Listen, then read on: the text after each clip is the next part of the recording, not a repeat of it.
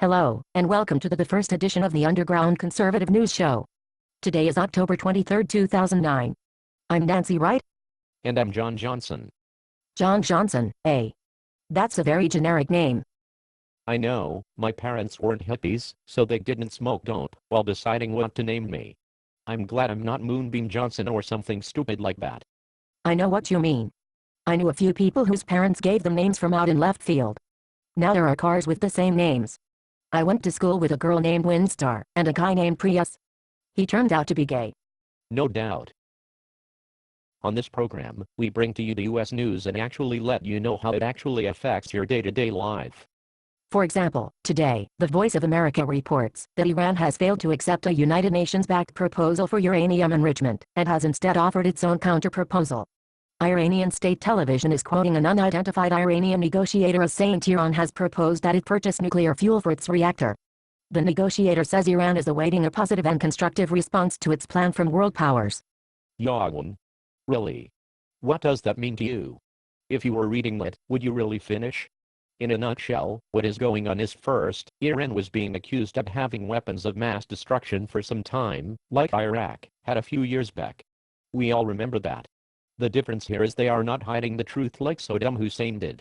Instead, Iranian President Ahmadinejad Dunderhead or something like that is proud of it and is acting like a schoolyard bully to Israel.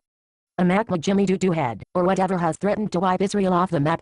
As the United Nations and the US try to protect Israel, Iran is being stubborn, taking on the attitude that, if they have the nukes, they make the rules.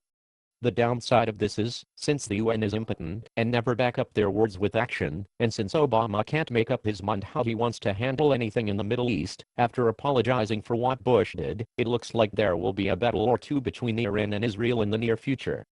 The minimum effect this will have on you is $6 or $7 a gallon for ice cream. No, wait, someone messed with my prompter. Very funny. That should be $6 or $7 a gallon for gasoline. Possibly $7 or $8 a gallon for diesel. Since fully loaded tractor trailers only get 4.5 miles to the gallon on average, it will cost roughly $180 in fuel alone to drive a fully loaded 18-wheeler from New York City to Providence, Rhode Island. Wow. That will drive the cost of everything we buy in the store through the roof. And people were complaining last summer. In addition, Christians and Jews acknowledge Israel as God's chosen people. The Bible tells us that those who bless Israel will be blessed and those who curse Israel will be cursed. Very true. Israel is an ally to the US, and most Americans who keep track of this see Israel as the good guys that we need to protect, and not ignore the threats made against them. So how should we prevent these things from happening?